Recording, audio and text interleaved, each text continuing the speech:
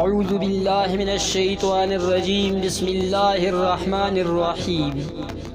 حضرت سیدنا ابو بکر بن عبداللہ رحمۃ اللہ تعالی علیہ فرماتے ہیں، بنی اسرائیل کا ایک قصاب اپنے پڑوسی کی لونڈی پر عاشق ہو گیا۔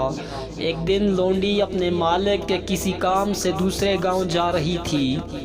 قصاب نے اس کا پیچھا کیا اور جنگل میں ایک جگہ روک کر گناہ پر آمادہ کرنے لگا۔ یہ دیکھ کر سمجھدار و باحیا لونڈی نے کہا، اے نوجوان، تو اس گناہ میں نہ پڑ، جتنی تو مجھ سے محبت کرتا ہے اس سے کہیں زیادہ میں تیری محبت میں گرفتار ہوں، لیکن مجھے اپنے مالک کی حقیقی عز و جل کا خوف اس گناہ کی ارتکاب سے روک رہا ہے۔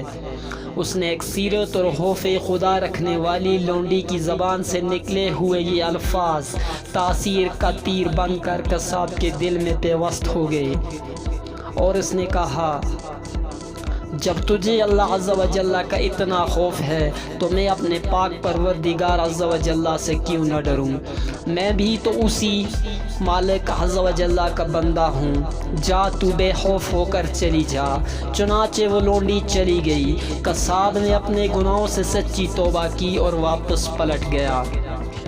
راستے میں اسے شدید پیاس محسوس ہوئی، لیکن اس ویران جنگل میں کہیں پانی کا دور دور تک کوئی نام و نشان نہ تھا۔ قریب تھا کہ گرمی اور پیاس کی شدت سے اس کا دم نکل جاتا۔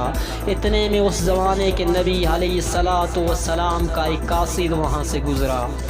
اس نے قصاب کو دیکھ کر کہا، تم کیوں پریشان ہو؟ اس نے کہا، مجھے سخت پیاس لگی ہے۔ قاصد نے کہا، آؤ ہم اللہ عز و جل سے دعا کریں کہ وہ اپنی رحمت کے بادل بھیجے اور ہمیں سیراب کرے، یہاں تک کہ ہم اپنی بستی میں داخل ہو جائیں۔ قصاب نے کہا، میرے پاس تو کوئی ایسا نیک عمل نہیں جس کا وسیلہ دے کر دعا کروں، آپ نیک بندے ہیں، آپ ہی دعا فرمائیں۔ قاصد نے کہا، میں دعا کرتا ہوں، تم آمین کہنا۔ پھر قاصد نے دعا شروع کی اور قصاب آمین کہتا رہا۔ یک بادل کے ایک ٹکڑے نے ان دونوں کو ڈھانپ لیا اور ان کے ساتھ ساتھ چلنے لگا۔ جب وہ دونوں جدا ہوئے تو بادل قصاب کے ساتھ ساتھ رہا۔